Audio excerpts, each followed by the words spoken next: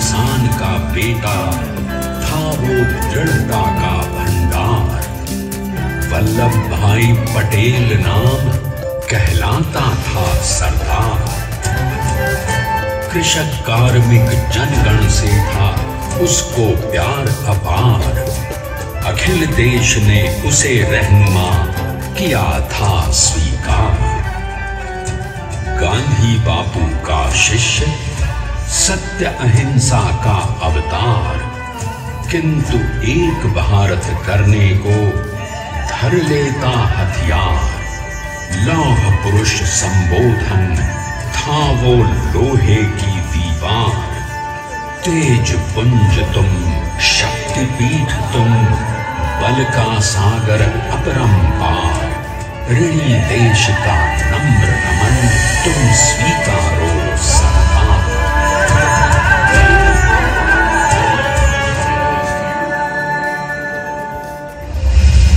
1857 में अंग्रेजों को ललकारने वाले पहले स्वतंत्रता संग्राम के एक सक्रिय सिपाही थे झवेर भाई पटेल। करमसद गांव के इस बहादुर देशभक्त किसान और उनकी पत्नी लाड भाई के 5 बेटों और 1 बेटी में से चौथे पुत्र थे वल्लभ भाई। बालक वल्लभ ने करमसद के बाद नडियाद से अपनी हाई स्कूल की शिक्षा पूरी की। फिर 13 साल की उम्र में उनकी शादी भी हो गई छोटी सी झवेर बाई से।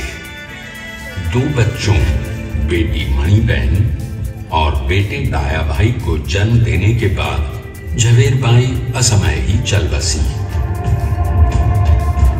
सदी बदलने और 20वीं सदी आने पर उनका जीवन भी एक चमत्कार की तरह बदला।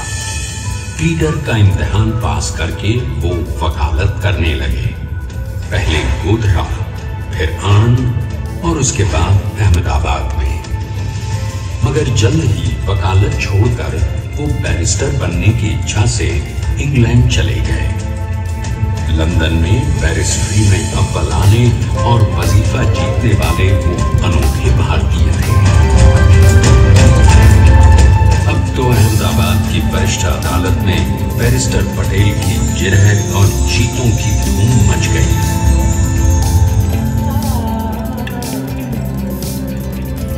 तभी एक युग पुरुष ने वल्लभ भाई के जीवन की धारा ही बदल दी। दक्षिण अफ्रीका में सत्याग्रह के अहिंसक अस्त्र से गोरे शासकों को सबक सिखाकर भारत वापस आए बैरिस्टर मोहनदास करमचंद गांधी से मिलकर वल्लभ भाई ने अपने कुछ वर्षों से सीखे विदेशी व्यवहार और संस्कार हमेशा के लिए त्याग दिए और अब वो अपने खेड़ा के किसानों को हक दिलाने के लिए बापू के साथ आंदोलन में कूद पड़े। अब उनके पैरों में जूते नहीं, गांव की धूल थी। हृदय में भारत भूमि की शस्य श्यामला धरती। मन में थे गांधी और मस्तिष्क में एक नए स्वतंत्र भारत का सपना।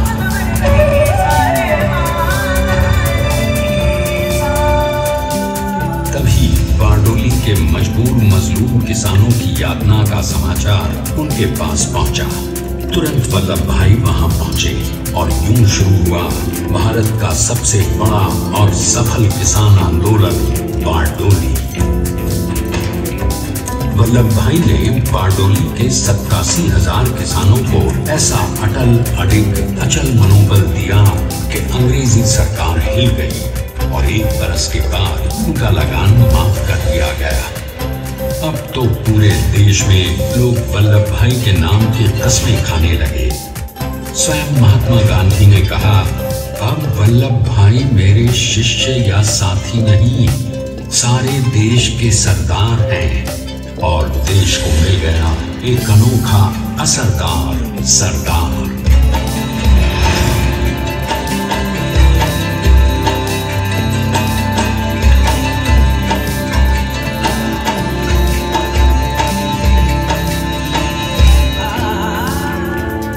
सरदार पटेल के नाम और देशभक्ति से अंग्रेज डर कर कांपने लगे। 1930 1930 के नमक सत्याग्रह और दांडी कूच में वो बापू से भी पहले गिरफ्तार किए गए। तो सन 1932 में फिर उन्हें बापू के साथ ही जेल में 2 सालों के लिए डाल दिया गया। मगर आजादी के दीवानों को, स्वतंत्रता के परवानों को कौन गिरफ्तार कर पाया है?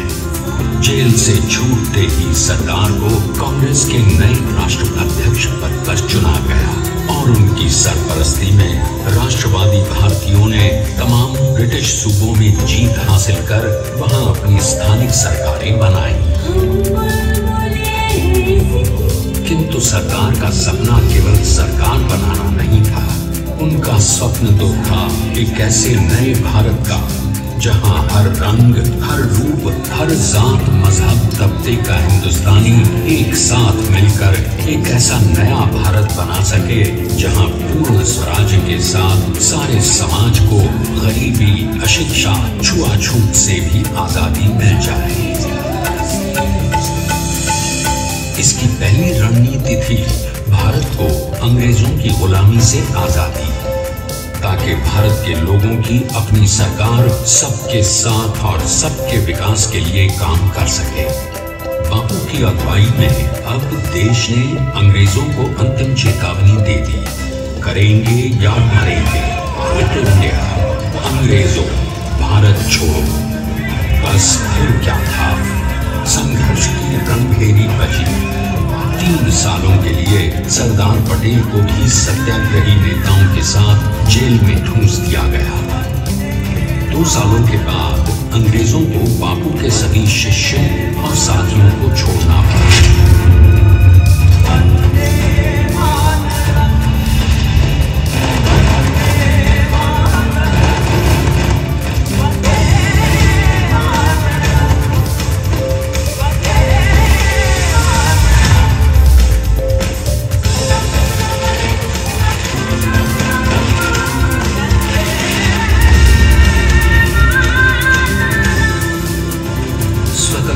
स्वप्न के सच होने के साथ अब सरकार पर कई एक नई जिम्मेदारियां थी। आने वाली आजादी की तैयारी और एक नए भारत के लिए नए लोकतांत्रिक संविधान की संरचना। जैसा उनके साथी ने खुद कहा था, सरदार ने ही 6वीं हथौड़ी लेकर एक नए भारत को उकेरा है।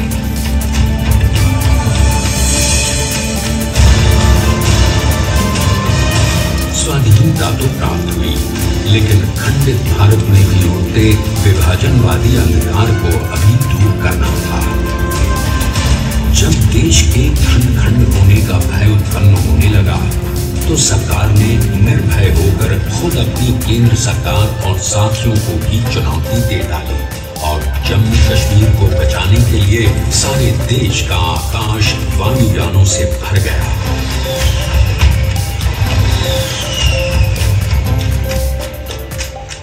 फिर हैदराबाद और जूनागढ़ के भारत में विलयीकरण को पाकिस्तान से चुनौती मिली। सरदार चाहते थे कि देश की 1 इंच धरती अब और विभाजित नहीं होनी चाहिए। नए भारत को एक करने के लिए समझा बुझाकर, मना कर 565 रियासतों को सरदार ने अपनी सूझबूझ, सदाशयता, संबल से एक नए स्वतंत्र भारत का अभिन्न अंग बना लिया। हमारे इतिहास में अखंड भारत के पुरुषार्थ का ये एक महानतम अध्याय है। जैसा उन्होंने स्वयं कहा था, हमें नए धागों को पुराने ताने बाने में ऐसे पिरोना है कि एक दूसरे में गुंथ जाए और बेहतरीन बनावट वाला एक नया भारत उभर कर सामने आ सके। अंततः अपने वज्र दृढ़ संकल्प से एक नया विराट विशाल एक भारत श्रेष्ठ भारत बनाकर दिखा ही दिया सरदार ने। संसार के सबसे बड़े प्रजातंत्र के शिल्पी को प्रणाम करने के लिए देश ने बनाया है ये समर्थ स्मारक। स्वाधीन भारत को समर्थ भारत में बदलने वाले सरदार पटेल को समर्पित प्रेरणा तीर्थ भी है। प्रधानमंत्री श्री नरेंद्र मोदी के नेतृत्व में बनी विश्व की इस विशालतम प्रतिमा के सामने आकर सारी दुनिया जैसे स्वयं भी नतमस्तक हो जाती है।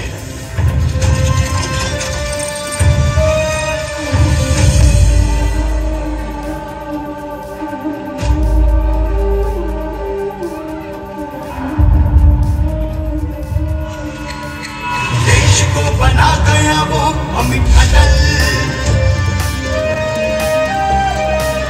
हरा सका उसे न कोई शत्रु दल।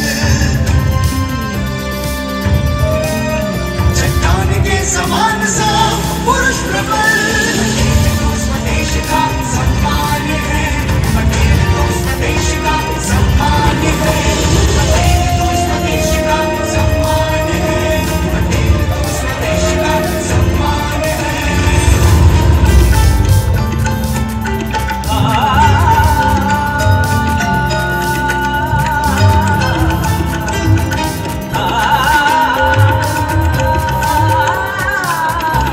जाएगा आकाश को छुए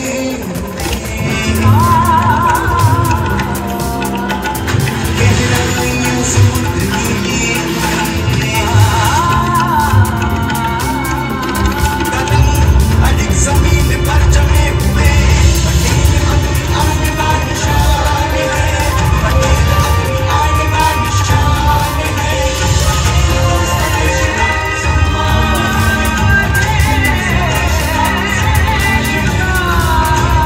स्वदेश का सम्मान।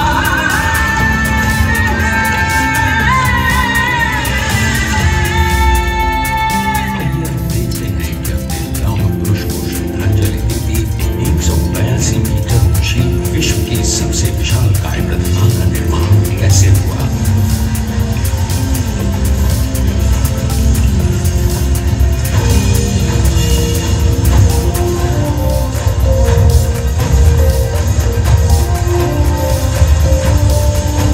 गगनचुंबी इस अद्वितीय अभूतपूर्व प्रतिमा को बनाने के लिए सबसे पहले नदी पर 4500 क्यूबिक मीटर का राफ्ट बना और फिर सीधा 600 फीट का कंक्रीट का वॉल बनाया गया।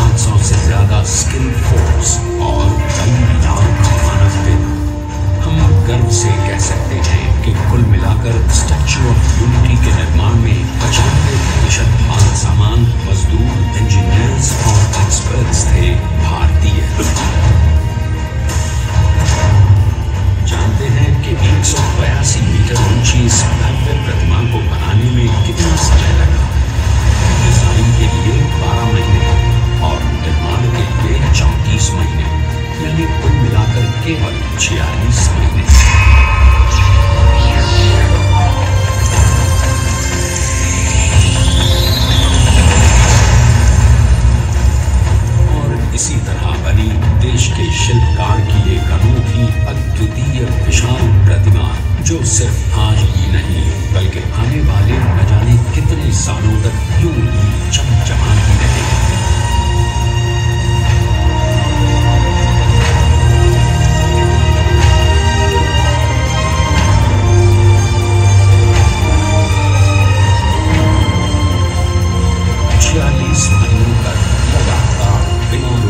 एकजुट होकर न जाने कितनों ने परिश्रम किया और उनका साथ दिया भारत की 125 करोड़ जनता। और तभी मुमकिन हो पाया एक ऐतिहासिक निर्माण जो आज कहलाता है भारत की नई पहचान। स्टैच्यू ऑफ यूनिटी, विश्व की सबसे ऊंची प्रतिमा।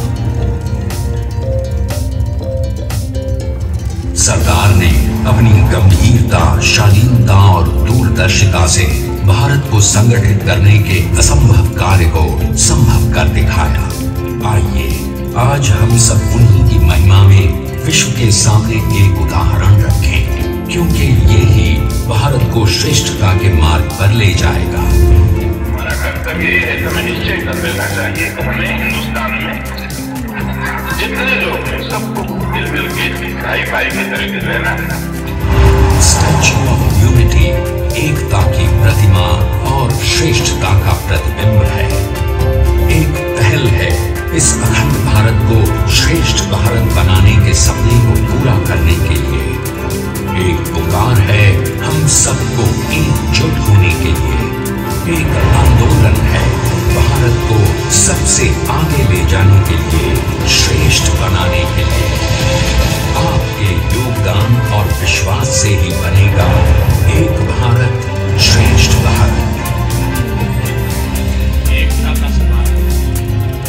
एकता का संदेश है कि भाषा अनेक, भाव एक, राज्य अनेक, राष्ट्र एक, पंथ अनेक, लक्ष्य एक, बोली अनेक, स्वर एक, रंग अनेक, तिरंगा एक, समाज अनेक, भारत एक, रिवाज अनेक, संस्कार एक, योजना अनेक, मकसद एक, कार्य अनेक, संकल्प एक, राह अनेक, मंजिल एक, पहनावा अनेक, सीमा एक, चेहरे अनेक, मुस्कान एक।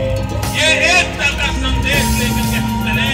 और भाइयों बहनों, ये भारत की विशेषता है, विविधता में एकता। यही भारत की विशेषता।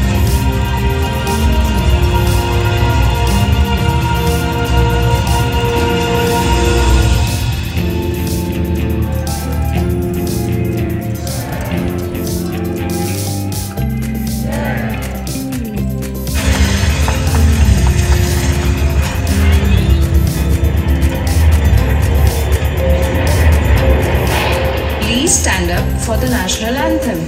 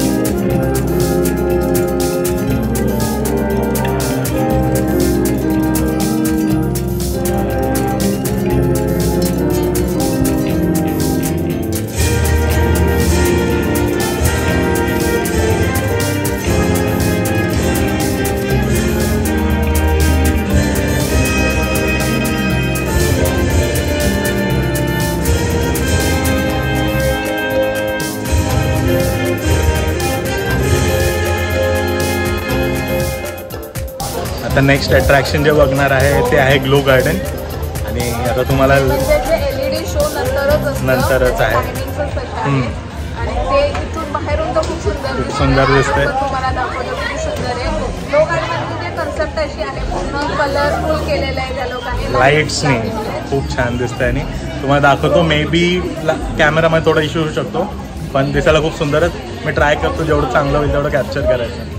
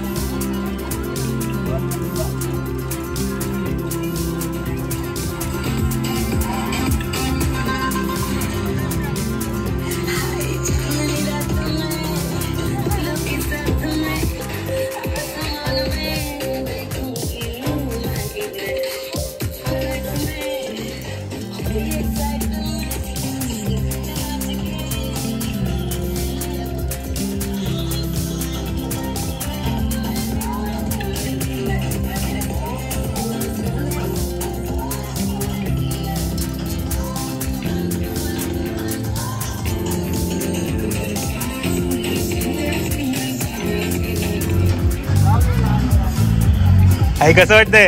छान वाटतंय पण आता थकलो. थकले? LED शो कसा होता? लेझर शो ते गार्डन तर खूप छान वाटते. आता काढून आपण माहिती नाही पण मस्त वाटतं. व्हिडिओ मध्ये छान येतंय पण.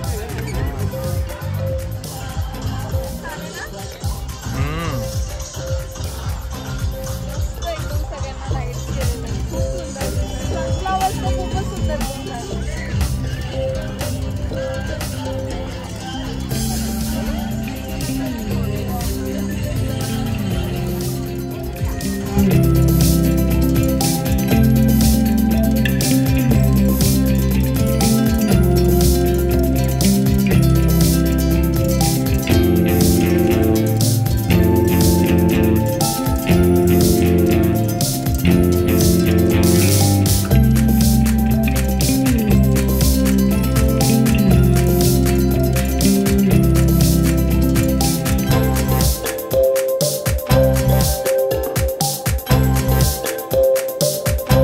फायनली आम्ही पोहोचलो रूममध्ये. आता तुम्ही आमची तोंड बघू शकता. आम्ही दिवसभर फिरलोय आणि खूप मजा आली. खूप छान दिवस स्पेंड झालाय. म्हणजे तुम्ही वन डे पिकनिक म्हणून इथे नक्की येऊ शकता. पण एका दिवसामध्ये सगळं काही बघणं पॉसिबल नाहीये. जे काही अट्रॅक्शन्स आहेत तिकडे जे म्हणजे स्टॅच्यू ऑफ युनिटीच्या एरियामध्ये, कारण काय तिकडे ऑलमोस्ट 10 पर्यंत म्हणजे 10 एक अट्रॅक्शन असतील ना. हो आणि 5 वाजता सर्व बंद होतात. आज सगळे नाही ऑलमोस्ट सर्व बंद होतात. फक्त जे नाईटवाले आहेत जसे लेझर आणि ते नाईट ग्लो गार्डन. म्हणजे आम्ही लोक तुम्हाला नक्की सजेस्ट करू की जेव्हा पण तुम्ही ऑनलाईन तिकीट बुक करत असाल ना तर ते LED शोचं ऑप्शन तुम्हाला म्हणजे टिक करण्यासाठी येतं आणि ते नक्की टिक करून घ्या. कारण त्याचे वेगळे चार्जेस नाहीये. ते तुमच्या तिकीटमध्येच येतं. पण ते नक्की बुक करा. वर्थ आहे म्हणजे लिटरली वर्थ आहे. त्याचे जे म्हणजे त्यांनी स्टोरी सांगितली आणि जे व्हिज्युअलायझेशन दाखवलंय ते खूप म्हणजे खूपच सुंदर आहे. म्हणजे एकदा तरी अनुभवलं पाहिजे आयुष्यामध्ये असं आहे. आणि लेझरचं म्हणजे खूप युनिक कन्सेप्ट वाटला. म्हणजे इंडियामध्ये तरी बाहेर असेल पण इंडियामध्ये फर्स्ट टाइम बघितलं आहे मी. आणि दुसरी गोष्ट म्हणजे आम्ही ते ग्लो गार्डन पण बघितलं आहे. परत जंगल सफारी वॉज गुड. खूप मस्त मस्त ॲनिमल्स आहेत तिकडे. सो इन ऑल आमचे जे स्टॅच्यू ऑफ युनिटीचे अट्रॅक्शन्स होते ते होते. फर्स्ट होतं जे व्ह्युइंग गॅलरीचं स्टॅच्यू ऑफ म्हणजे युनिटीची एंट्री आणि व्ह्युइंग गॅलरी. सेकंड वॉज आमचं जंगल सफारी. थर्ड आमचं बटरफ्लाय आणि कॅक्टस गार्डन होतं. बट ते 5 वाजता बंद होतं त्यामुळे आम्हाला म्हणजे टाइम जंगल सफारीमध्ये जास्त टाइम लागून गेला त्यामुळे आम्हाला ते करता नाही आलं. आणि फोर्थ होतं आमचं LEDचा शो आणि फिफ्थ होतं आमचं हे ग्लो गार्डन. सो मस्त होतं. पूर्ण ट्रिप छान झाली आणि त्या पूर्ण म्हणजे 5 ह्याची कॉस्ट आम्हाला पडली 4 लोकांसाठी अराउंड 3000 पकडू शकतो 4 लोकांची मिळून. तर आणि पण खूप सर्व वर्थ इट होतं. वेगवेगळे आहे. तुम्ही काय सिलेक्ट करता त्यानुसार म्हणजे तिथे रिव्हर राफ्टिंग आहे, सायकलिंग आहे, परत डॅम आहे, नर्मदा आरती आहे, क्रूज आहे, क्रूज डिनर आहे, वेगवेगळ्या गोष्टी आहेत. तुम्ही 2-3 दिवस राहणार असेल तर सर्व गोष्टी करू शकता. पण वन डे साठी आम्ही जे सांगितलं ते तुम्ही नक्की ट्राय करा. म्हणजे वर्थ इट आहे. आणि प्लस सजेस्ट अजून एक गोष्ट की तुम्ही जेव्हा स्टे बुक करताय तेव्हा आतमध्येच करायची. SOU म्हणजे स्टॅच्यू ऑफ युनिटीच्या एरियामध्येच करायची गरज नाहीये. त्याच्या थोडं बाहेर जरी केलं तरी चालेल. कारण त्या बाहेर पण 10-15 मिनिटच्या डिस्टन्स वरती पण खूप हॉटेल्स आणि रिसॉर्टचे ऑप्शन्स अवेलेबल आहेत आणि बजेटमध्ये आहेत. आणि पूर्ण दिवस तुम्ही बाहेरच राहणार आहात. सो बाहेर म्हणजे इथे जे हॉटेल्स आहेत ते सुद्धा चांगले आहेत. सो ते ऑप्शन ट्राय करू शकता. अदर दॅन SOU साठी SOU जे एरिया आहे त्याच्यापैकी, कारण काय ते थोडं एक्सपेन्सिव्ह आहे. थोडं म्हणजे खूप एक्सपेन्सिव्ह आहे. आणि दुसरी गोष्ट म्हणजे एक्सप्रेस तिकीट चुकून पण घेऊ नका. गरज नाही आहे. आम्ही संडेच्या दिवशी गेलो होतो तरी एवढी गर्दी नव्हती की एक्सप्रेस एंट्रीची गरज पडेल. आणि एक्सप्रेस तिकीट वॉज की तुम्ही डिरेक्टली म्हणजे लिफ्टमध्ये राहायची गरज नाहीये. डिरेक्टली तुम्ही जाऊ शकता आतमध्ये कुठेही. पण ती क्यू पण जास्तीत जास्त 5-6 मिनिट्सची होती. तर म्हणजे 1000 आणि ते पर पर्सन 1000 रुपीज होतं. 1030 पर पर्सन एक्सप्रेस तिकीट होतं जे खूप एक्सपेन्सिव्ह. बोलत होती की आपल्याला एक्सप्रेस घेतलं पाहिजे आणि सुरेश बोलला नको गरज नाही. आपण नंतर बघू जर तिथे गेल्यावरती वाटलं तर अपग्रेड करून घेऊ. आपण असं पण करू शकतो. जर इनकेस तिकडे गेल्यावर गर्दी असेल तर अपग्रेड करून घेऊ शकतो. मग सूरज मला बोलला की नको घेऊस म्हणून मग मी त्याची बुकिंग नव्हती केली. तर थँक्स टू सूरज आमचे पैसे वाचले. आणि इथे आल्यानंतर आता आम्ही जाणार आहोत डिनरसाठी. सो त्या गोष्टीत मला दाखवणार नाही कारण त्या ब्लॉग खूप मोठा होऊन जाईल मग म्हणून. आणि डिनरमध्ये तर आम्ही इथे आल्यानंतर दाल बाटीच खातोय कारण काय गुजराती आहे आणि गुजरात्यांची डिश तर खाल्लीच पाहिजे, गुजराती राजस्थानी फ्लेवरमध्ये. सो आम्ही तीच प्रिफर करतोय आणि नाश्ता सुद्धा आम्ही तोच प्रिफर करतोय, ढोकला आणि फाफडा, जलेबी वगैरे अशा सगळ्या गोष्टी. सो आणि आता पण आम्ही डिनर करायला जाणार आहोत. सो आजचा ब्लॉग आम्ही इथे सेंड करतो. भेटूयात नेक्स्ट ब्लॉग मध्ये. Till then bye, good night and keep smiling.